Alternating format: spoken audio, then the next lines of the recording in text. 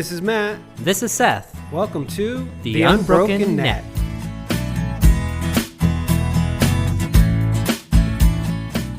This is a podcast where we're going to share with you some ridiculous ideas. Yeah, and who cares if you believe what we believe?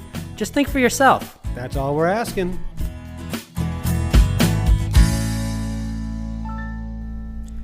Hello, and welcome to this episode of The Unbroken Net. Today we're going to be continuing into James, and we're actually first chapters, verses 19 through 21. So, Matt, can you read that for us quick? Absolutely.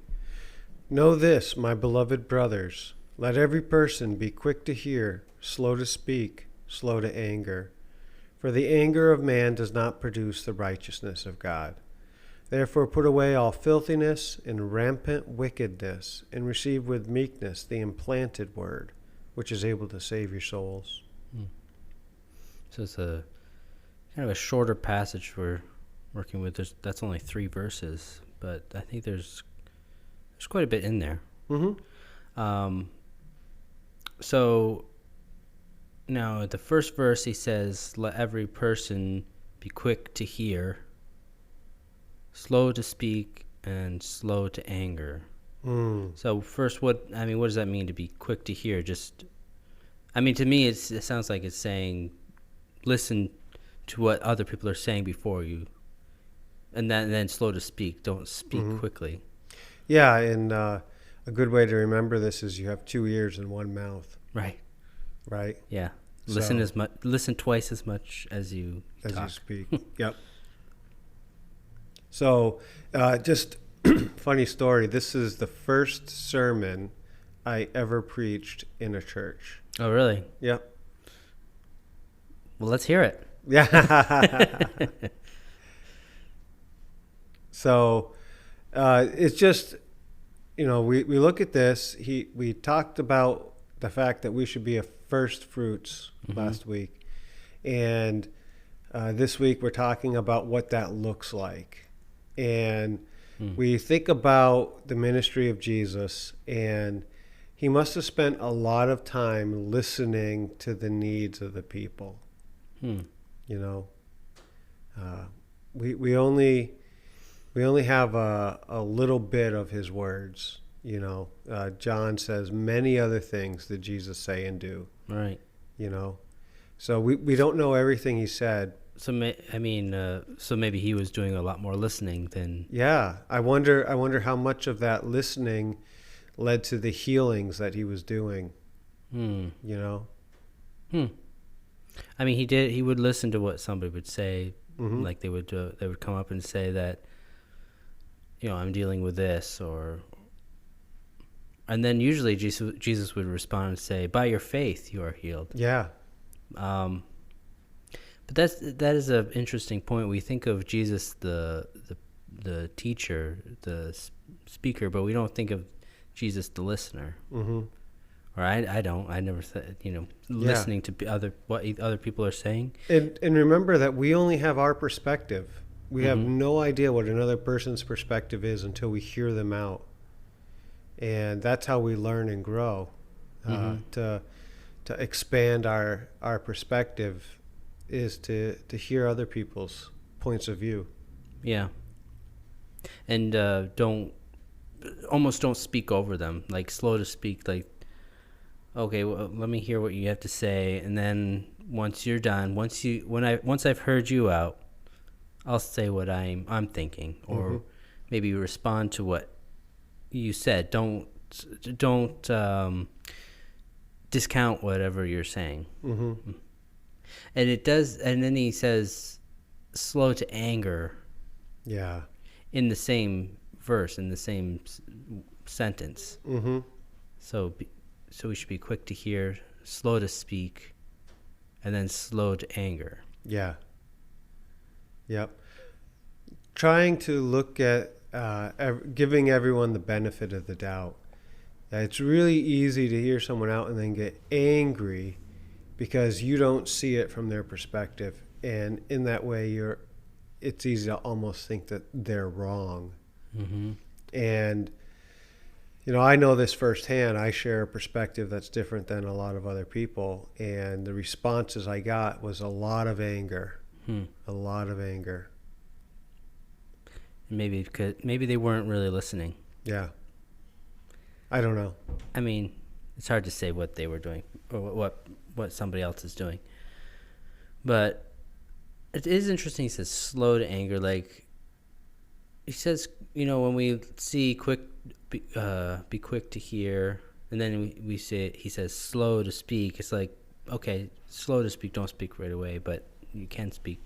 But slow to anger, it's like, should we even be getting angry? There's a passage that says, "Do not let the sun go down on your anger," and I think there's a time for anger, but not allowing that anger to take control of our words and actions. Letting it kind of stew, and let's reason through it, and let's be really slow to anger. He doesn't say avoid anger or don't get angry. He says slow to anger, suggesting that there is a point when anger is appropriate. Yeah. He says, for the anger of man does not produce the righteousness of God. And that is oftentimes when we think of anger, we're thinking about justice or truth. And we want to, at least in my own experience, when I get angry, is I want to make sure that my point of view is not only known, but understood. And when there's a wrong done, and it's easy to happen, especially when someone cuts you off and isn't willing to give you the time to explain yourself, there can be an anger produced. And if we were to walk in that anger, we would only accomplish the deeds of the flesh. We wouldn't really be able to tap into the true spiritual nature that we have. There is a lot of people mention like this righteous anger. Is there a righteous anger? Here it seems to fly in the face of that. He says, "For the anger of man does not produce the righteousness of God." Or maybe there's an anger of God. Well, I would say if there is an anger of God, it's not our place to hold it. Yeah. Of course, the passage that comes up when thinking about anger, and then if God was ever angry, and I don't think about like the Old Testament, but when Jesus was in the temple and he flipped the tables, that's the kind of time we think of when it seems, in reading that passage, it seems that he was pretty angry. Yeah, and what was going on, there was spiritual abuse going on, Is it okay to get angry for somebody abusing somebody else? I feel like that is where it is the most appropriate, is when there's abuse going on. When your brothers and sisters are being mistreated, and that's where we really want justice. Right. But we have to be careful with that, because that anger can quickly turn into retaliation. And it's okay to have that spark, that anger, maybe to do something to help somebody. But when it becomes when you said, like you said, retaliation. Yeah. And I would say that Jesus was a non-retaliationist, as exemplified by his death. Right. Yeah. Well, yes, like non-retaliation for himself, like he didn't do anything when somebody was hurting him, but he retaliated a lot against the Pharisees, and when they were, or anybody was trying to hurt somebody else. Like I'm thinking, the woman caught in adultery. I wouldn't say that he retaliated, but he went to the aid of the person that. And there's a difference between supporting someone and retaliating. That's true. Yeah, very true. Okay, so then So that what does it mean for the anger of man? What that does not produce the righteousness of God? What does that mean to you? Like when you hear Well, that? I'm thinking about our limited perspective. We can't see the big picture. We can only see the part that we see. And we can only see the part that we can imagine or create within our own minds. And we don't have that all-knowingness that is attributed to God. And not only that, but the righteousness of God. That is the mark. That is the goal that we're trying to accomplish, is that love and that righteousness of God. And when we get angry, it's very easy to miss that mark because we're not thinking with our right mind. Yeah. Right. And then it seems like maybe the righteousness of God, the way, so on the inverse of that would be to listen to people. Not to get angry with them, but just hear their story, hear where they're coming from. I mean, you don't have to agree with everybody.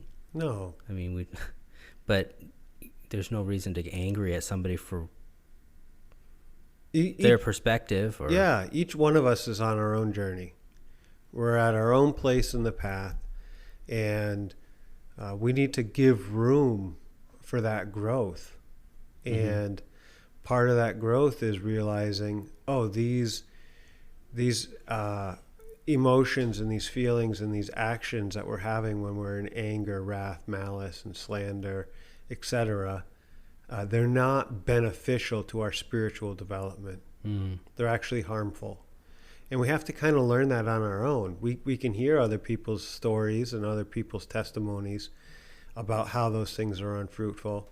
But until we figure out for ourselves, oh yeah, they're actually unfruitful, they actually don't help me at all, we don't really know. Yeah, so we should strive for those things that bring about those fruits of righteousness, like listening and not getting angry. And he says, therefore, put away all filthiness and rampant wickedness. Yeah, that's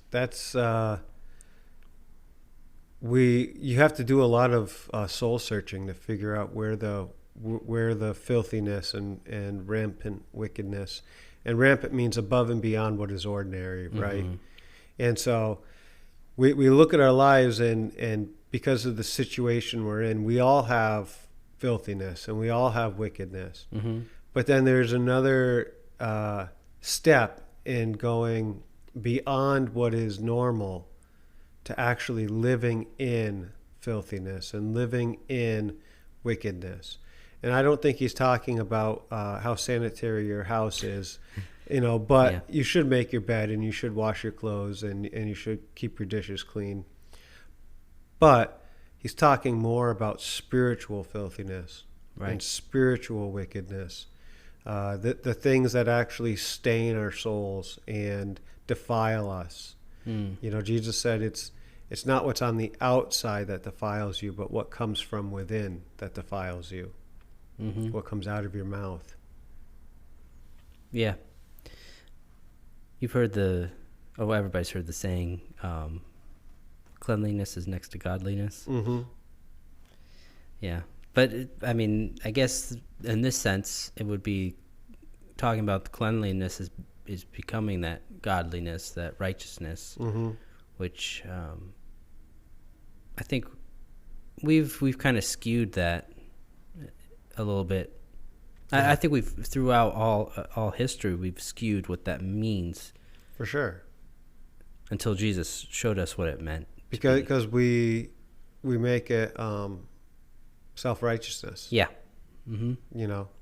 Like the Pharisees, like we are above all of these that people that are not following the way of God, and they're not listening to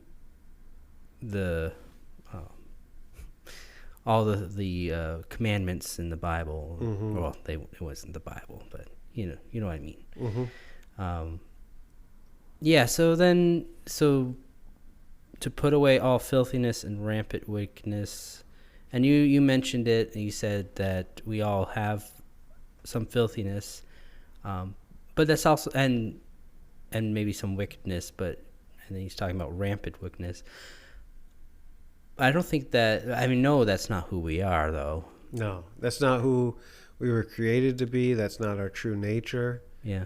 It's something we've. I don't even want to say inherited. It's something that we have fallen into in this world. Yeah. You know.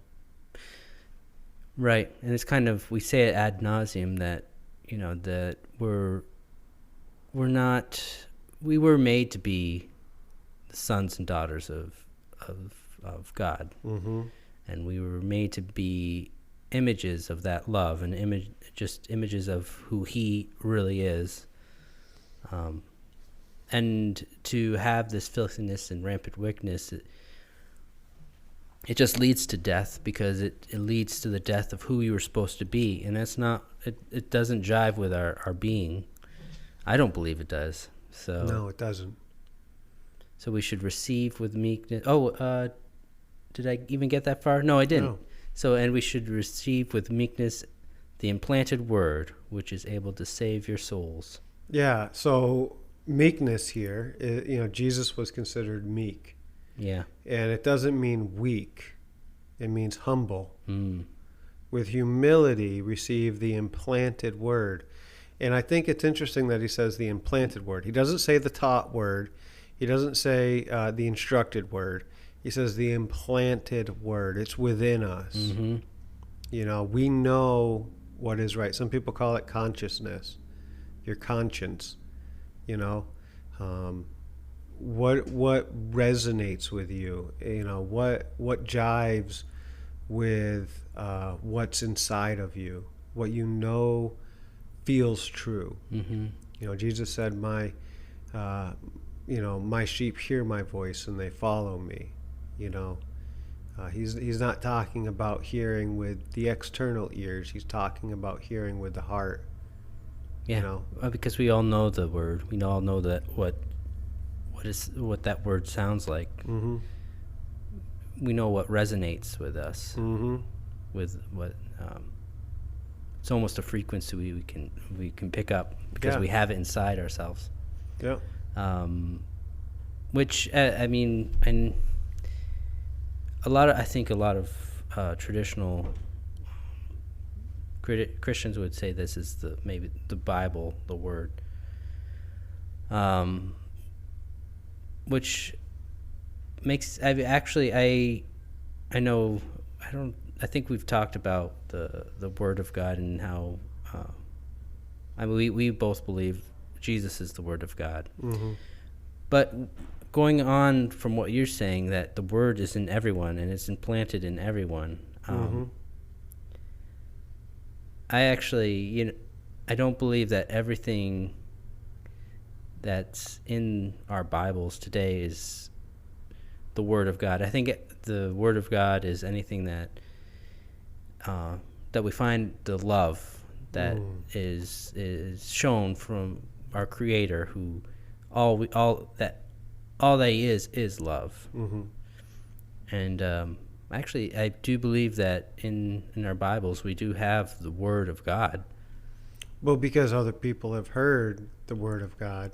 Yeah, and they write it down for us. They're speaking, yeah. But I think you hear the Word of God in songs. You see the Word of God in art. You hear it in poetry. You see it in action.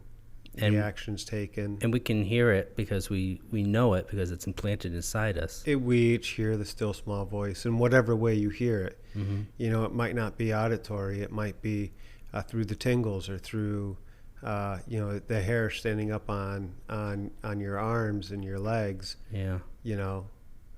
Well, I think we all have had that experience of where we've heard a story, or there's a story that just resonates with us, and who knows what it is. Maybe it's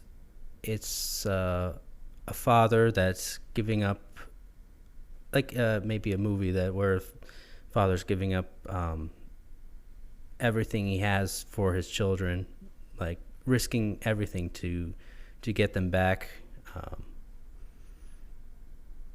And some, it just resonates with us when we see that love in action. Love in action. I like that. Yeah. So we can see it. That can resonate with us. We can hear it maybe in a song. I know songs really actually connect. I connect deeply with with songs, and that resonates.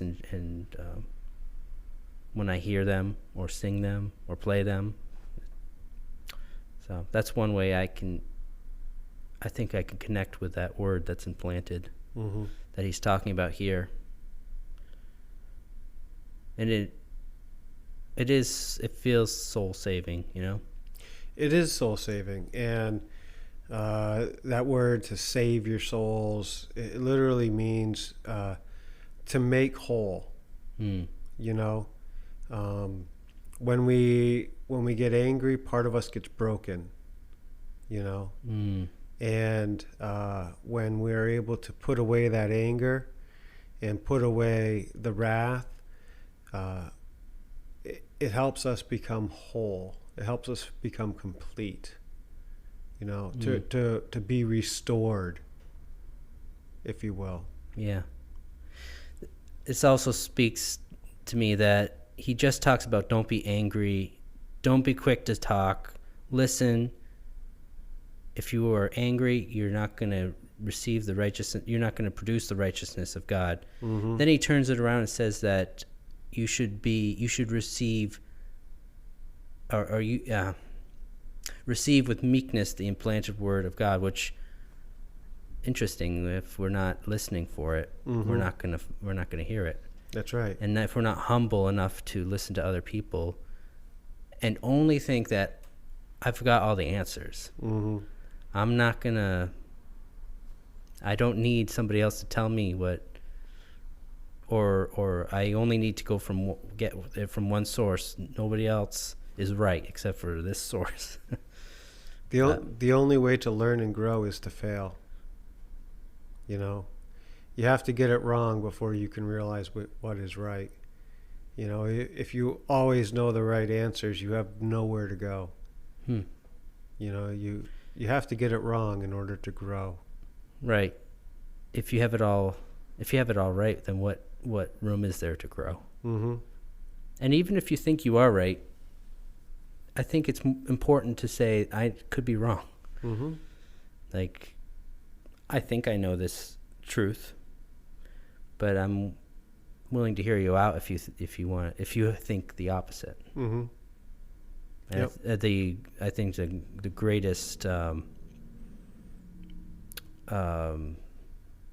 can't think of the word I'm trying to say, but to test that is to test what you hear and what you know, or what you think you know, is to test it against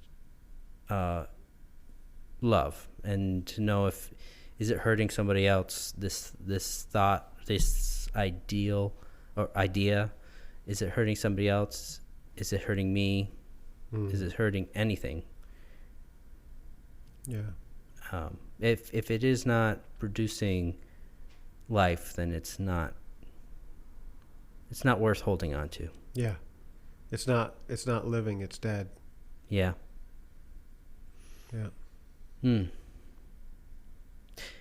Well, we got quite a bit out of those 3 verses. We did.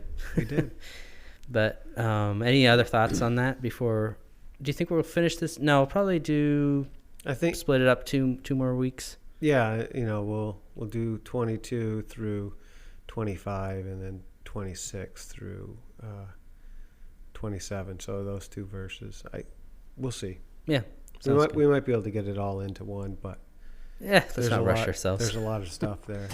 Okay, well, we do appreciate you listening this week, and if you liked what you heard today, or you want to keep listening to us, I'd encourage you to subscribe so you can hear us every week, and that Just give us a thumbs up on this episode, and we will catch you next week. Take care. Bye now.